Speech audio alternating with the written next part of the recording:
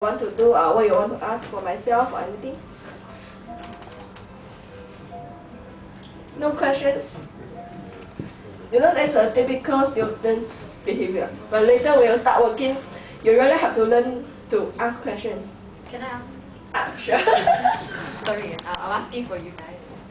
What's the most difficult thing that you find when you started working as an engineer? It's actually the project planning. And so when you are given a project, how to plan the whole thing, and how to list down the things you are going to do, how to meet other people, how to approach other people for help, and how to, if you are given a group, how you work with the group and how you lead the group. That's very important. I think project management is one thing very important and you can learn from your school life. So maybe you guys should take note, FYP very important. Any other questions from the floor? Yeah, FYP very important and very tough. Excuse me, I'm Wei Guo Ye Foy. I know your position in Global Foundry. My position is reliability engineer. So I'm working in QRA. QRA means quality and reliability assurance. So this department is dealing with quality issue and reliability issue. I think quality, you may know what is quality. If something drops, then it breaks, means the quality not good. But reliability is different. Actually, in these few years, reliability is being more and more important. I think you heard of a lot of cases. It's computers, cars, got problem because of reliability issue. And reliability is different from quality. It's technically it's more difficult to figure out the issue. So compared to other quality controlling, reliability control requires more. I should say a better or a deeper understanding of technical issues. So what other department do you recommend MSE students to go to? Recommend, actually if you want to go for semiconductor or similar electronics industry, I will recommend you go for process integration. It's a very tough job. It's a very tough job. You need to be 24 hours on call.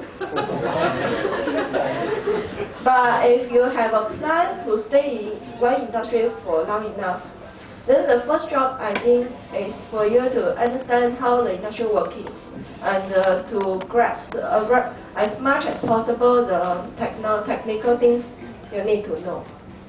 Technical things is still the most fundamental things you need to know. Then all the soft skills you will also pick up during the on-job training. Because different people I know, you may have different job planning. Someone they want to do more technical issues. Then process engineer is also a good position. Then provide you really like those to solve issues and have to sit deep into the technical part. Any more questions from the floor?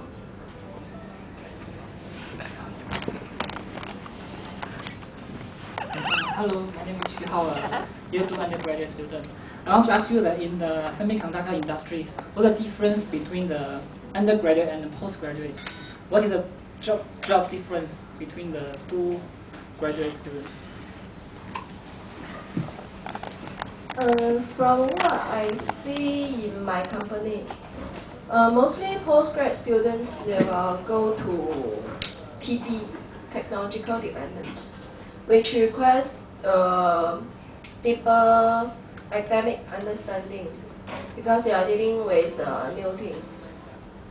But still, it depends. Postgrad students, sometimes they go to FAB, means go to a process also. Then we also have employee fresh graduates joining TD. I think it depends on Depends on what kind of job you want to do. You are more interested in technical things, or you want to deal with people more. If you're more interested in technical things, then postgrad training is it's also important. Because when I graduated from Polytechnic, enter a short technical hard disk company. All my boss I know is actually a degree holder, not a PhD holder. So I want to know that if I really to take 4 years to read the PhD to get a degree, right? Then if there's no difference between the degree holder and the PhD holder, then why I spend the 4 years in that trade but not in the school? Socially developed. I think that depends because you may not know what research is now, right? Actually, the research life can be very tough. PhD life is really no easy job, and you need to. I think PhD the main thing is train you how to handle pressure, how to handle stress. But after that, you will realize you will be good at analytical thinking and planning. Your PhD is actually a big project. It's a project you need to do for 4 years. You are given a topic. This topic can just be a title, nothing else. So you need to solve this question or handle this topic within 4 years time. So I can't say for job wise, but in how well the employers think. I know a lot of employers they don't want to take those PhD holder because PhD holder you need high pay and you may not be really good enough. You may not be really better than undergrad in some aspects. But what I know is, after you do your PhD, you will be stronger, immense. Okay, thank you audience for your questions, and thank you Ms. Yanhua for your insightful experience. Okay, next in line we have Prof. Nandini, as most of us are very familiar with her. She graduated in 1996. Let's welcome Prof. Hello everyone. I think I've seen some of you during class before, if not then during some discussions perhaps. As the introduction goes, I graduated way long time ago. Yeah, some time back. So I think I don't have to tell you about what MSE does, right? You know what we do, I think, in general. So my life, generally, after my first degree as an MSE undergraduate, after I get my bachelor, after I get my honors, I basically did not choose academic career as my first choice. I mean, at that time, simply because I want to check out the world first. So actually, when I graduated, the first thing that I did was I went into a company, an engineering company, that's Texas Instruments, which is no longer there. Nothing to do with me. Nothing to do with change of business plan and everything. So now it's actually called Micron. So a lot of my ex-colleagues are still with Micron. Texas Instruments is really nice. When I first started work, I started work as a development engineer. Essentially what we do is we develop new technology, bring in new technology from US. So for that job, in the 1 year that I was with Texas Instruments, I get to travel to places like Japan, Korea, US, all over the place actually. As a development engineer that time, it was really exciting because there's a lot of new technology coming up, different ways of using materials for different kind of packaging for electronics products and stuff like that. Maybe it's way past. Nowadays, maybe you're not so keen on all these things. But the training then was really spectacular because I get trained by my colleagues, one thing, and then I also learn from other colleagues from other sites, and also people from other companies because they are our suppliers and stuff like that. So that was very nice. Then someone say that if you're crazy enough, you go on and do a PhD, right? You don't need to be crazy enough to do a PhD, actually. You need to like learning new things enough to do a PhD. You really need to be passionate to want to always learn new things. So after my 1 year with Texas Instruments, I decided that it's time for me to go on and learn something new. Hello? Hello. Hi, come in. please. Yeah, I'm very late. It's okay. I'm so sorry. Never mind. Okay. So by the way, this is Miss Pearly Lin. She's from Shell. Yeah. Hi. Okay.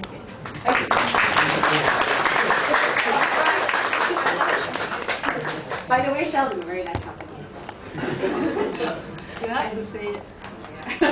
Anyway, so I was saying, if you want to do, or if you are passionate about learning new things, PhD will be the way to go.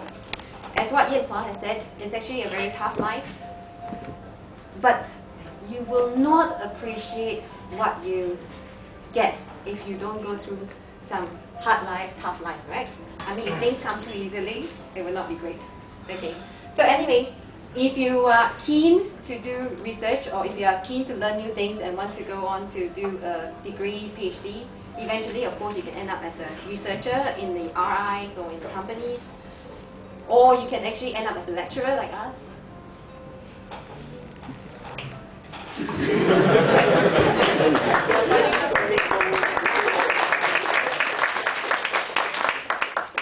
I'm really not really sure what I should tell you about life as a professor, other than the fact that this is a okay.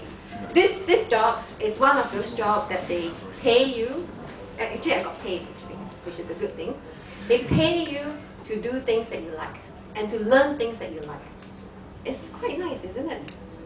Actually, it's one of those things that if you are keen to learn new things, you want to try new research, you want to try new areas and stuff like that, you still get paid trying all these things. Whereas if you were to join a company, I'm not saying that joining a company is no good.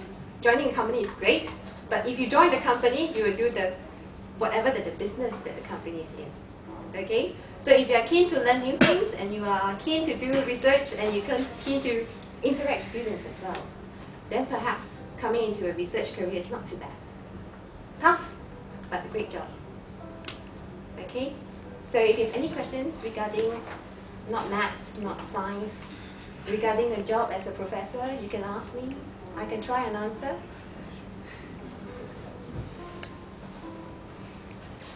Any questions?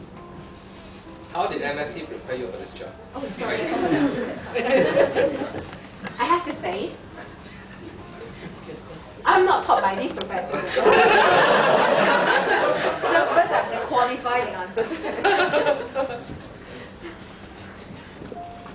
All engineering courses is a form of training. It's really a form of training. Engineering students is supposed to be well-rounded. You're supposed to learn, I don't know, chemistry, physics, thermodynamics, and all sorts of things. Then I decided I want to do research in polymers. So there are certain things like things which is required, which I would not have been learning too much in depth. So I would have to pick up all these things.